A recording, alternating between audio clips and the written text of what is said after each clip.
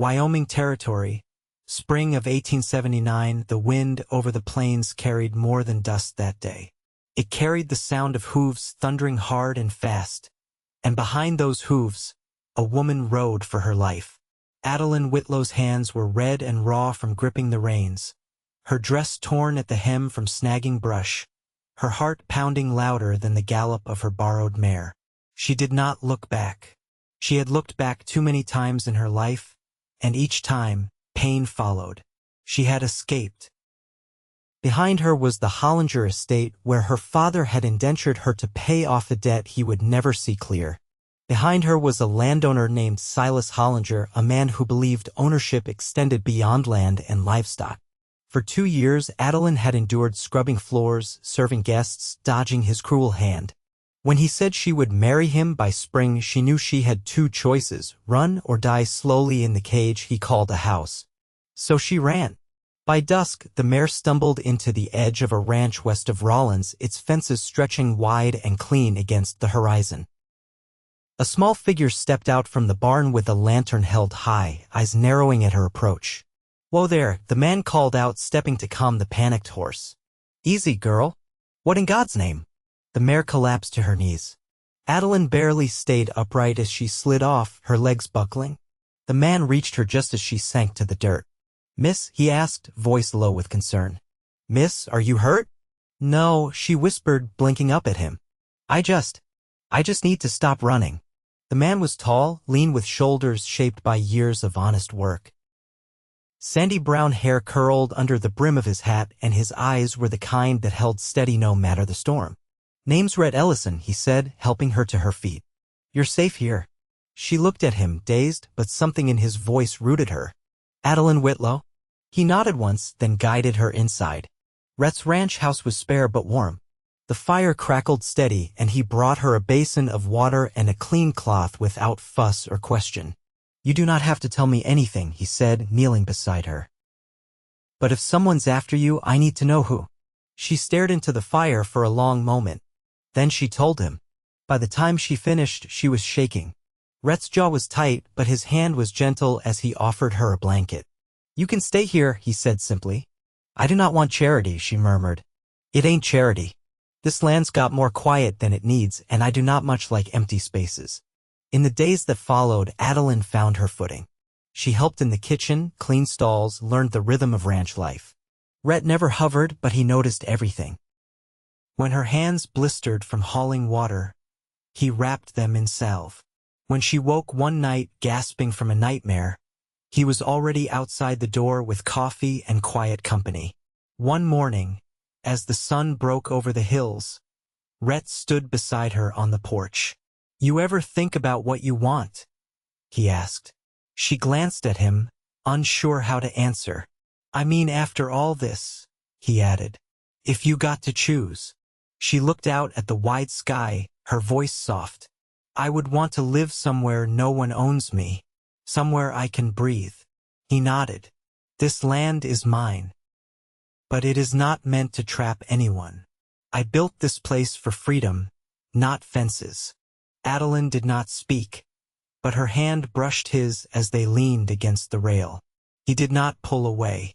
2 weeks passed.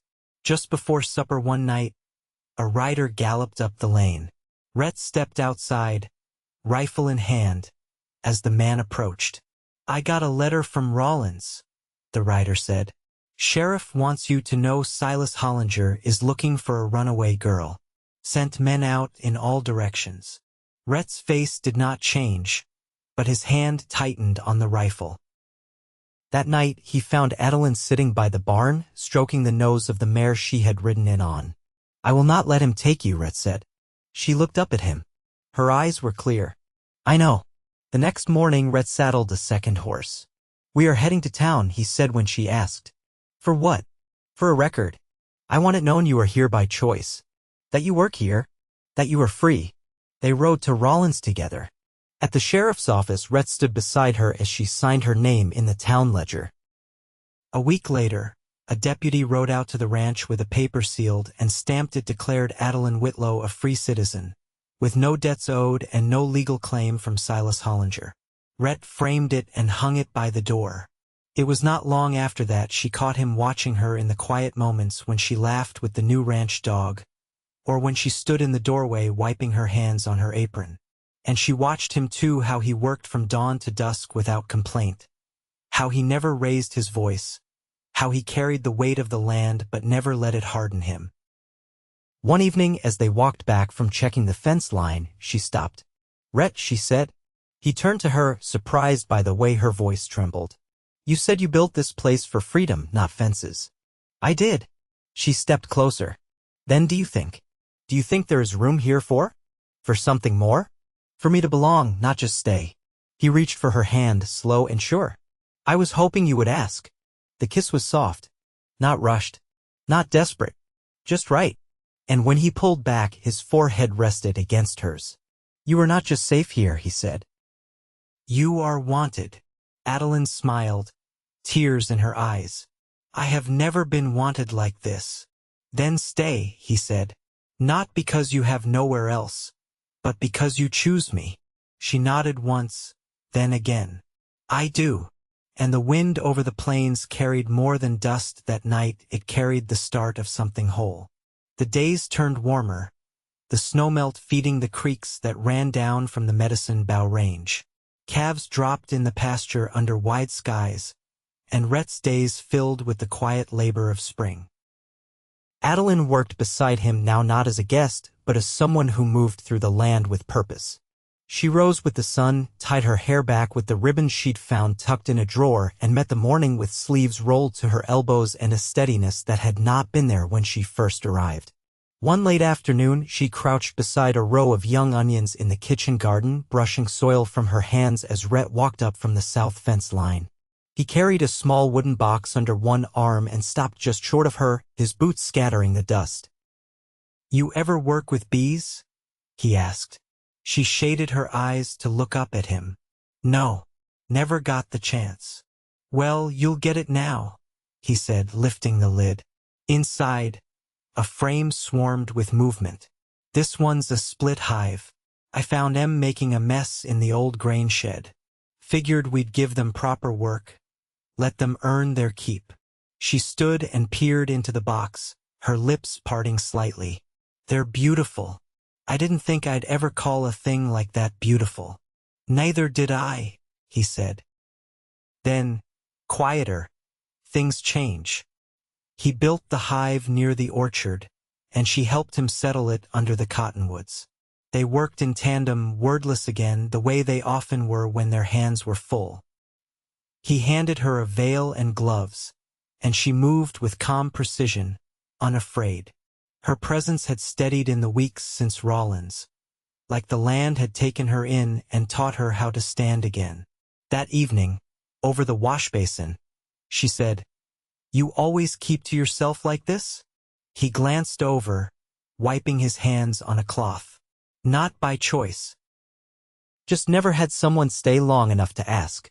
She leaned against the counter, the lamplight softening the angles of her face. "I used to wonder if I might be difficult to know. Hard to be around." "You're not," he said, setting the cloth down. "You just came from a place that made you believe that." Her voice dropped. "I didn't think I'd survive it." "You did." She nodded, then looked up. "And if I became someone else out here? Not who I was when I ran, not who I thought I'd have to be to get free, but someone I could choose." He didn't move toward her. Just met her eyes and said, "Then I'd be proud to know her." That night, as the wind shifted out of the west, she lay awake listening to the creak of the house settling around them. She thought of her hands in the dirt, of bees humming at her elbows, of the way Rhett looked at her like she wasn't a burden or a debt or a runaway. She thought of how his silences never felt laced with judgment. The next morning, she found him on the porch mending harness leather. "Rhett," she said, brushing hay from her skirt, "I'd like to write my sister. Let her know I'm alive. That I'm safe." He set the leather aside. "You want to send it from town?" "No," she said. "I don't want anyone to see the name Whitlow on a letter at the post. But if you'd take it with you next time you go in." "I will," he said. "No questions." She nodded, grateful, and hesitated. "I haven't seen her in 2 years. Not since. Well, she stayed on with another family. I don't even know where she is now." "We'll find her," he said. "You've got time to write it how you want." They didn't speak of it again, but she spent the rest of the day with ink on her fingers, bent over a scrap of good paper, thinking carefully about every word. As the weeks wore on, he taught her how to handle a rifle and patch a broken fence line, and she showed him how to season beans so they didn't taste like boiled leather. They planted more vegetables, cleared out the henhouse, and built a new clothesline. One morning, she found that he'd hung a row of small shelves above the stove, just wide enough for her drying herbs. "I didn't ask," she said, running her fingers across the wood. "You didn't need to," he said. "You make things grow. Figured you should have a place for them." When a storm rolled in from the north, they watched it from the barn. Rain hammered the roof and thunder cracked so loud the horses shifted nervously in their stalls. Rhett reached for her hand, not to comfort but to share the moment. "You ever think about what comes next?" she asked, her voice nearly lost to the rain. "Sometimes. For us, I mean." He looked at her then, and there was no hesitation in him. "I think about a home that's yours as much as mine. About a life where you don't have to ask to stay. And if I said I want that too?" He held her gaze. "Then it's already yours." She stepped closer, her breath soft against his collar. "I don't want to be a guest anymore." "You're not," he said, and kissed her with quiet certainty, the kind that builds, not burns. Outside, the storm passed. The sky cleared. And inside the barn, two people stood steady, no longer waiting for permission to belong. By early June, the cottonwoods had leafed out full and green, their branches creaking softly in the wind like old bones stretching. The earth was rich with the scent of warm grass and horse sweat, and the days, though long, moved with a kind of rhythm that settled into the bones. Rhett found Adalyn at the west pasture gate near dusk, her dress damp from hauling water to the new shoots they'd planted by the creek. She leaned on the post, arms folded, watching a pair of deer drinking beyond the fence line. He didn't speak right away. Just stood beside her, the evening sun casting both their shadows long across the field. "I got word from the telegraph agent this morning," Rhett said finally. "Your sister answered the letter." Adalyn turned, her eyes narrowing with a sharpness he hadn't seen in weeks. "Where is she?" "North of Laramie. Working with a family off the old overland route. A cattle outfit, same as this one. Said she's well and she asked after you." Adalyn exhaled slowly and looked down at her hands. "I wasn't sure she'd remember me kindly." "She remembered you with every line," Rhett said. "Offered to come down if you wanted." Her voice came quiet. "Not yet. I want to be more than what I was when I left. I want her to see me when I've built something, not just when I'm trying to hold together the pieces." Rhett nodded once, then reached for the gate latch. "Let's check the water troughs. Won't fill themselves." Later that night, after supper, she found him sorting through an old trunk tucked behind the stove. He pulled out a cedar box, worn at the corners, and set it on the table without a word. She watched as he opened the lid and drew out a folded bit of canvas with a braided strap. "My mother's bonnet," he said. "She wore it when she worked cattle beside my father. Said the dust didn't care she was a woman, so she'd better not act like the wind owed her anything." Adalyn ran her fingers across the fabric. "You kept it all this time?" "She died the winter I turned 20. Took sick after a storm brought in wet snow and bad lungs. I buried her up on the ridge, next to my father." Adalyn's gaze stayed on the bonnet. "I never knew a mother who stayed." Hours left before I could speak full sentences. Rhett didn't speak for a long time. "Then I think she'd have liked you." "My mother." Adalyn looked up. "You think so?" She didn't believe in soft hands or false words. She believed in those who worked until the work was done. "You remind me of her." The silence that followed wasn't empty. It was filled with understanding, like the kind that grows only when two people stop pretending their pasts aren't stitched to their skin. The next morning, they rode out to the far ridge where the grass grew high and uneven. Rhett dismounted first and helped her down. She didn't need the help, not anymore, but she took his hand anyway. He knelt by a thistle-crowned stone and brushed the dirt from its base. "I come here every spring," he said. "Never brought anyone till now." Adalyn stood beside him, her eyes on the second stone nearby. The names were faint, but she could read them both. "You've carried them a long time." "I stopped trying to carry them," he said. "Now I just walk beside what they left." She reached for his hand. He didn't flinch. "Thank you for bringing me." He stood and looked out over the hills. "I've been thinking about the land up here. Wild and sloped, but it's got good sun. We could build something small. Cabin, maybe. A place that's ours." Her voice came steady. "You mean to live up here?" "I mean to start something here," he said. "If you want it." She didn't answer right away. Instead, she stepped away from the graves and walked a short distance, boots brushing through the tall grass. She turned back to him, her face clear. "I want to build something that doesn't come from flight or fear. I want to build it with you." He walked to her, slow, hat in hand. "Then let's make it real." They didn't speak on the ride back. They didn't need to. The silence between them had changed. It was no longer filled with unknowns, but with direction. They had chosen their path. That evening, Rhett brought down a wooden crate from the loft. Inside were bundles of nails, a small hammer, and a rolled sheet of thick canvas. She raised an eyebrow. "Blueprints?" she asked. "No," he said, "but I've built enough fence to know which way not to lean a wall." They began clearing the ridge the next day. He brought the mule and a team of oxen up from the lower pasture, and she dug out the roots of old sagebrush with a short-handled mattock. They worked until the backs of their shirts clung to them and their arms ached. One night, as they sat beside the fire with the smell of pine dust in their clothes, Adalyn leaned her head against his shoulder. "I used to think freedom was just the absence of pain," she said. "But this is something else." He looked down at her, his voice steady. "This is a beginning." She smiled without words, the kind of smile that didn't need explanation.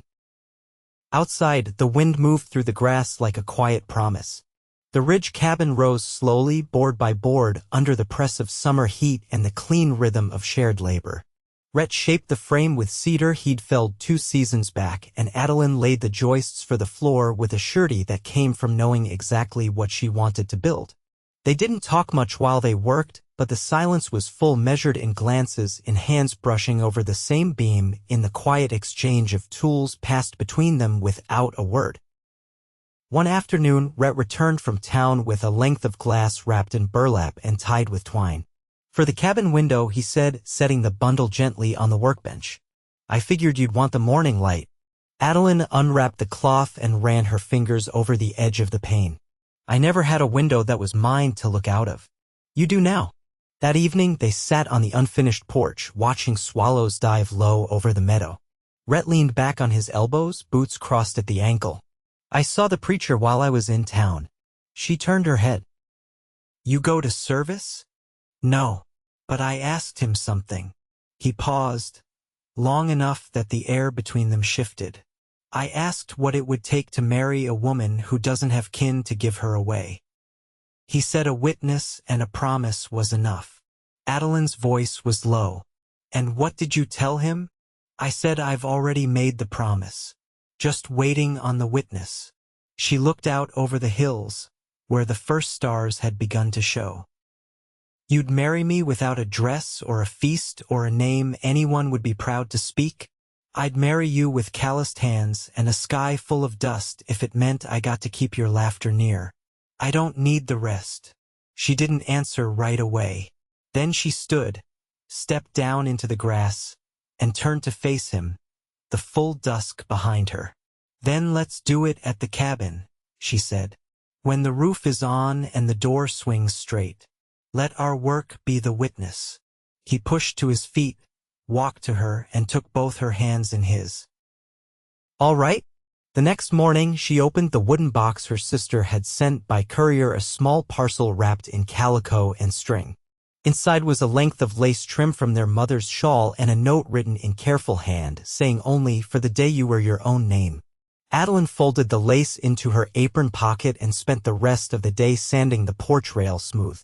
2 weeks later, the roof slanted true, the floor planks no longer groaned, and Rhett hung the door himself before dawn. By the time the sun crested the ridge, they stood side by side beneath the eaves, the preacher from town mounted and waiting just beyond the fence line. He dismounted without ceremony, removed his hat, and said, "You sure this is the place?" Adalyn nodded. "We built it with our own hands. It's the only place that ever felt right." The preacher didn't ask for rings. He didn't speak long. Just enough words to make it binding under God and Wyoming law. When he asked if she would have Rhett Ellison as her husband, Adalyn's answer came without hesitation. I already do. When the man rode away, the wind stirred the trees and Rhett turned to her. What now, Mrs. Ellison? She smiled, slow and sure. Now we live. That night, she hung the lace in the window, where morning would touch it first. They lay in the cabin with the door open to the stars, their hands clasped over the quilt she'd sewn from flour sacks and old shirts. No vows were spoken after that, but the life they began needed none. Every beam, every nail, every gesture of care had already said it all. By late July, the wind had changed again, less of that dry push from the north, more a warm drift from the south that carried the scent of cattle and sweet clover. The ridge cabin stood finished, its beams settled into the soil like they'd always belonged there. Inside, the walls bore the first marks of daily life, a line of drying roots near the hearth, a shelf of jars holding salt and dried beans, a pair of boots left side by the door. Rhett came in one evening with a rolled map under his arm and dirt smudged across his forearms. Adalyn was standing at the counter, slicing dried apples into a crock for baking. He didn't interrupt her work. He just unrolled the map on the table and waited. What's that? She asked, not looking up. Survey lines, he said. Railroads pushing through south of Laramie. There's talk of a spur running nearer to Rawlins than they thought. She set the knife down. How near? Close enough they'll be laying track a few miles off by next spring. Her eyes narrowed. And what does that mean for us? Could mean more hands riding through, looking for work. Could mean strangers near land that's always been quiet. He paused. It also might mean a market for cattle that doesn't take a week's ride to reach. Adalyn wiped her hands. You thinking of selling again? Not yet, he said.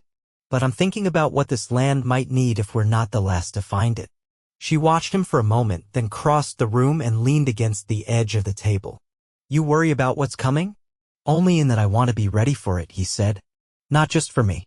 She traced the edge of the map with one finger, then looked up. If we're going to raise anything more here, cattle, crops, even a family will need to know what kind of world we're building into. He didn't flinch at the word. I'd raise all of it with you. She nodded, once, and the quiet between them deepened not with uncertainty, but with shared weight. That Sunday, they rode down to the Ellison homestead, where the old barn still stood solid. Rhett had been using it to shelter tools and tack, but Adalyn walked the perimeter with her arms crossed, studying the beamwork. We could bring goats in here, she said. Maybe a pair of milking does. Chickens, too, if we run a fence. Rhett leaned on one post, watching her measure with her eyes. You thinking of staying busy this winter? I'm thinking of making this place carry more than just us, she answered. We've got land. We ought to make it give back. The next day, they rode to a neighboring ranch, a place held by a couple Rhett had known since his early years. The woman, Alma Baird, met them outside with her sleeves rolled high and a hen tucked under one arm. I've heard tell you're starting something new up there, Alma said. Married now, are you? We are, Adalyn said, her voice steady. Well then, Alma nodded. I might have a pair of young goats that'd do right by you, and my husband's been meaning to part with that old cider press. If you've got room for it. We've got room, Rhett said. They returned with more than they'd planned. 2 goats, a sack of rootstock clippings, and a crate of preserved pears from Alma's last harvest. That evening, as Adalyn fed the does in their pen, Rhett passed her a tin cup filled with water. You've turned this place into something I didn't know it could be, he said.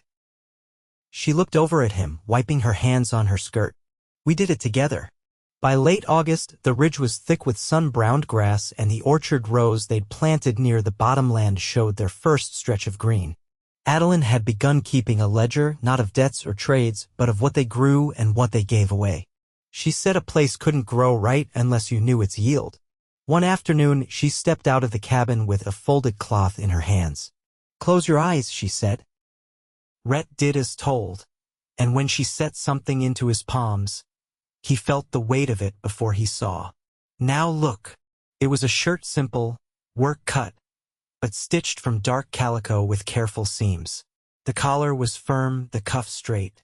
His name was embroidered inside with thread the color of ash. "You made this," he said. "I wanted to give you something that lasted longer than a season." He touched the fabric with rough fingers, then looked up. "You always surprise me." "I hope so," she said, smiling. "You married a woman who doesn't sit still." He stepped forward, lowered his head, and kissed her slowly, deeply, with a tenderness that had nothing to do with surprise and everything to do with certainty. That night, they sat on the porch after supper, the barn lantern casting long shadows out into the dark. The goats had settled quiet, and the air smelled of sage. "I got a letter from your sister," Rhett said. "She's coming through in a few weeks. Wants to see the ridge." Adalyn held the cup between her hands, staring into the night. "I'm ready now." "She'll see who you are," he said. "What you've made." "We made it," she said. "This life, every bit of it, we made it real." And Rhett took her hand, and she didn't let go, not even as the stars turned over them and the wind shifted again, soft and full and sure. Years passed as years do. The orchard grew tall and thick with fruit. The goats bore kids in the spring, and the chickens scratched deep into the earth. Rhett built additions onto the barn, and Adalyn taught the children who came through the valley to read their letters and keep their accounts. The cabin never outgrew its heart, even as rooms were added, even as the porch wore smooth under the weight of time. They laid together each night, not with words but with a knowing, that no part of their life had been given, it had all been built. And when their hair turned silver and their hands bore the map of every season they'd survived, they still sat side by side at dusk, watching the ridge they had claimed and the sky they had made their own. They had started with nothing but a shared silence, and in the end they had everything.